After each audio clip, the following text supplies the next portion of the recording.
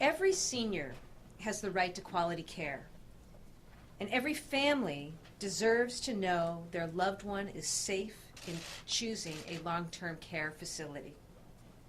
This is a deeply personal issue for families. It's important because these facilities care for some of the most vulnerable among us.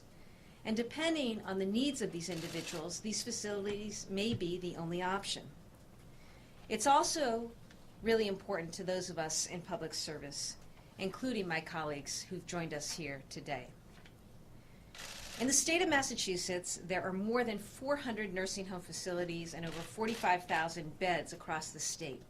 And thanks to Mass Senior Care and others, the vast majority of these are offering excellent care and peace of mind to families, upholding the responsibility of keeping loved ones safe, particularly now when nursing home facilities are facing more funding and demographic challenges than ever before.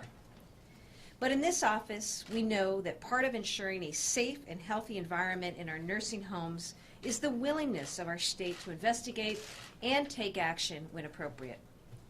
Today, we're announcing the results of a major investigation and settlement agreements with nursing facilities across the state.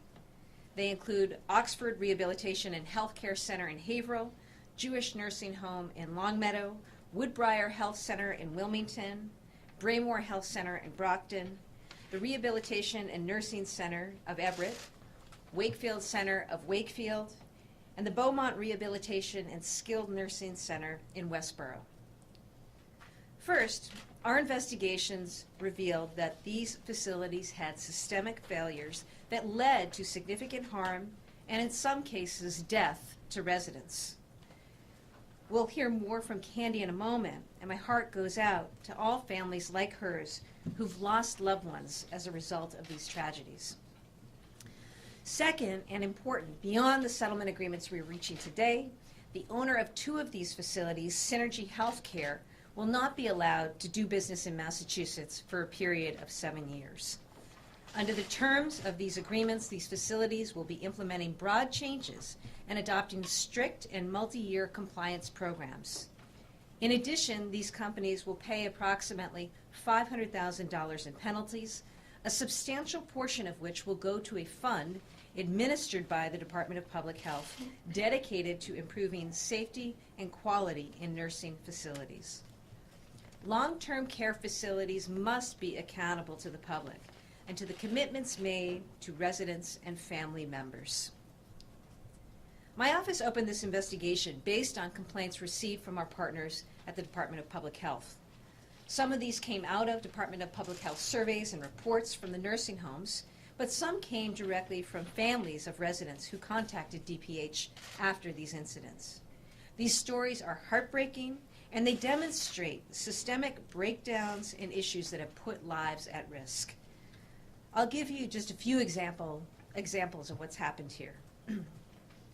In one facility, a person died after being caught in outdated and faulty bed rails.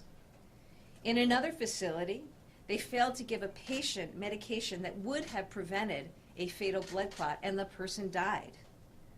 One facility hadn't adequately trained staff on how to treat residents with histories of substance use disorder, and this was a facility that had a high number of residents who were having histories of substance use. Even so, that facility didn't adequately train staff on how to administer Narcan, didn't even have Narcan available, had to call EMTs when there was an issue and a person needed to be revived. The person ultimately survived, but that's unacceptable.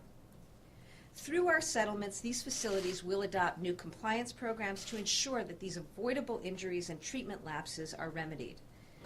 Our resolutions cannot change what happened or ease the suffering of families, but we can help ensure that these failures don't happen again. While our settlements focus on 7 facilities, we're also sending a clear message about the standards of care we expect of all facilities in this state. That's why half of our settlement funds will go to revitalize our long-term care facility quality improvement fund, which helps DPH improve the quality of care for nursing home residents across the state. We'll continue to investigate any reports we see and follow up where needed.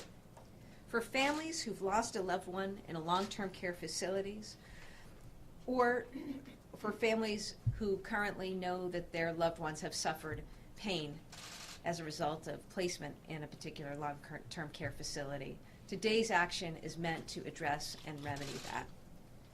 There are many families out there across the state who have loved ones right now in these facilities or may be looking to place their loved ones in these facilities. I want you to know that there are resources out there available to you to help you make a good decision. DPH provides ratings for all of our Massachusetts facilities on their website, as well as other resources for families. And importantly, if you ever suspect or believe that a loved one is being abused or neglected, please report that to DPH or my office. Finally, for residents of these facilities, it's important to remember that you have rights. You have the right to be treated with dignity and respect.